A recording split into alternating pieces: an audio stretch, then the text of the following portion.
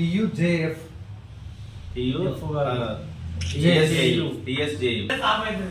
రెండు స్లోగన్స్ ఇస్తాం బాణాది. జర్నలిస్టుల ఐక్యత, జర్నలిస్టుల ఐక్యత, జర్నలిస్టుల ఐక్యత, జర్నలిస్టుల ఐక్యత.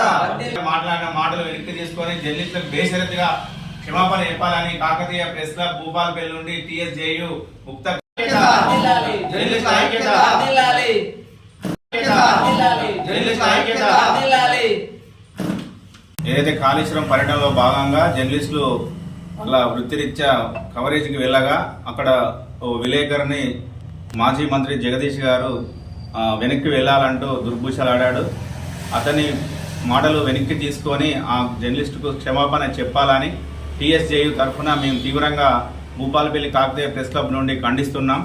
అలాగే అసెంబ్లీలో కూనంనేని సాంబశివరావు గారు జర్నలిస్టుల పట్ల మాట్లాడినందుకు మేము హర్షం వ్యక్తం చేస్తూ మా జర్నలిస్టుల సమస్యలు తొందరగా పరిష్కరించాలని మేము TSJU నుంచి కోరుతున్నాం.